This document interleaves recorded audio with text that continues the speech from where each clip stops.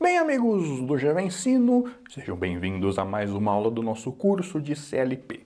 Hoje nós vamos nos aprofundar um pouco mais no I/O, isto é, nas entradas e saídas do CLP. Sabemos que as entradas e saídas são por onde o CLP recebe os dados dos sensores e por onde ele controla os atuadores. As entradas e saídas de um CLP podem ser de dois tipos, digitais ou analógicas. Vamos começar analisando a diferença entre digital e analógico. Digital é tudo aquilo que possui apenas dois estados. Ou está ligado ou está desligado. On ou off. Acionado ou desacionado. Isso é digital. Pense em um botão. Um botão só pode ter dois estados. Ou ele está pressionado ou ele está solto. Não existe meio termo. Portanto, se ele tem apenas dois estados, ele é digital. Um sensor de presença também é digital, porque ele só possui dois estados. Ou tem presença ou não tem presença. Não existe meia presença, ou tem ou não tem. Portanto, é digital. Uma lâmpada também pode ser digital, já que ou ela está acesa ou ela está apagada. Portanto, tudo aquilo que possui apenas dois estados tem um funcionamento que chamamos de digital, ou também chamado de discreto. Agora, imagine essa mesma lâmpada, mas com controle de intensidade. Nesse caso, a lâmpada não possui mais apenas dois estados possíveis. Veja que agora eu tenho vários graus de intensidade. A lâmpada pode estar 100% acesa, como pode estar um pouquinho mais fraca, 80%, 60%, 40%, enfim, eu tenho várias intensidades possíveis. Eu não tenho mais apenas dois níveis, ou ligado ou desligado. Não, agora eu tenho muito mais do que dois estados para a lâmpada e, portanto, ela funciona agora de forma analógica. O sinal analógico é isso. Ele pode possuir muito mais do que apenas dois valores.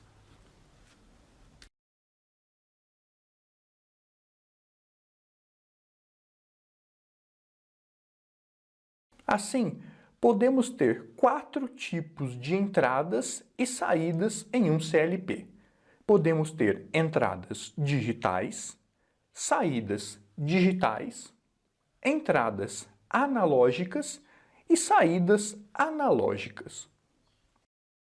Os sensores que são digitais são ligados nas entradas digitais do CLP.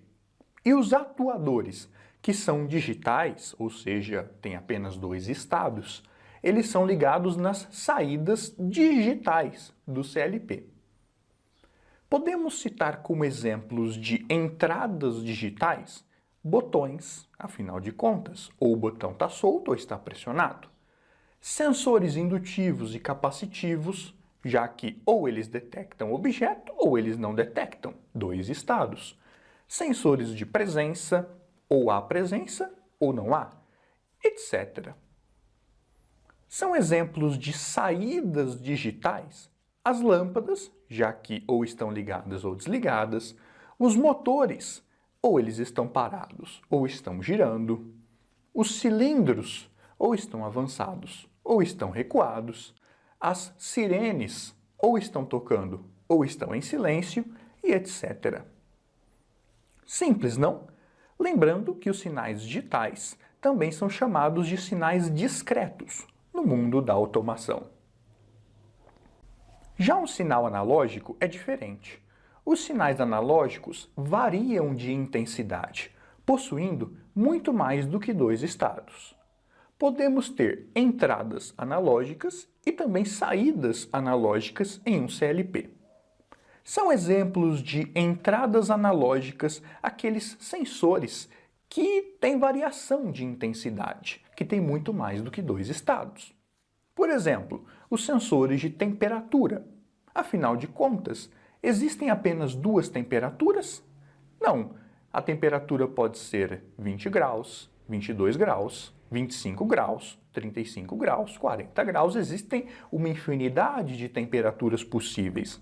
Portanto, a temperatura é uma grandeza analógica e os sensores de temperatura, por sua vez, também são analógicos. Também são exemplos de entradas analógicas os sensores de pressão, os sensores de luminosidade, sensores de nível, etc. Também temos as saídas analógicas, que são onde ligamos os atuadores que podemos controlar a sua intensidade. São exemplos de saídas analógicas os motores com regulagem de velocidade, já que por poder regular a velocidade eles possuem muito mais estados do que apenas ligado ou desligado, e nesse caso é usado inversor de frequência. Válvulas proporcionais também são exemplos de saídas analógicas, já que você consegue controlar a abertura dessas válvulas de forma analógica, dentre outros exemplos que poderíamos citar. E aí, compreendeu bem as diferenças de entradas e saídas que são digitais e as que são analógicas? No mundo da automação industrial, os sinais digitais, sejam eles entradas ou saídas, geralmente trabalham com uma tensão de 0 a 24 volts, sendo 0 volts considerado desligado e 24 volts considerado ligado. Apesar disso, podem haver entradas e saídas digitais de CLPs com outras tensões. É comum encontrar sinais digitais de 220 volts alternados, por exemplo. Mas o padrão mais usado segue sendo o de 24 volts para sinais digitais. Já os sinais analógicos, como vimos, possuem muito mais do que dois estados, variando dentro de uma faixa de valores. Os padrões usados na automação industrial para sinais analógicos são dois: variação por tensão e variação por corrente. No padrão de variação por tensão, o valor mais usado é uma variação de 0 a 10 volts, onde 0 volts significa o mínimo e 10 volts o máximo. Também existe o padrão de variação por corrente, cujo padrão mais usado é 4 mA a 20 mA, onde 4 mA é o mínimo e 20 mA é o máximo. Por exemplo, um sensor de temperatura que meça de menos 100 graus a mais 500 graus funcionará da seguinte forma. Quando a temperatura for mínima, isto é, menos 100 graus, ele emitirá a tensão mínima, 0 volts, se trabalhar por tensão, ou emitirá a corrente mínima, 4 mA, se trabalhar por corrente. Já quando a temperatura for máxima, 500 graus, ele emitirá a tensão máxima, 10 volts, ou, se trabalhar por corrente, ele emitirá a corrente máxima, 20 mA. E se a temperatura estiver no meio, 200 graus, ele emitirá a metade da tensão, 5 volts, se trabalhar por tensão. Ou se trabalhar por corrente, emitirá a metade da corrente, 12 mA. Esses sensores normalmente são utilizados junto com transmissores, que são circuitos capazes de converter o sinal vindo desses sensores para um desses padrões utilizados nos sinais analógicos.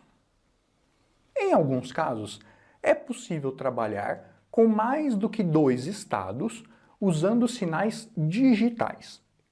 Por exemplo, se o motor tiver de girar em 3 velocidades diferentes, você poderá usar 3 saídas digitais, uma para cada velocidade.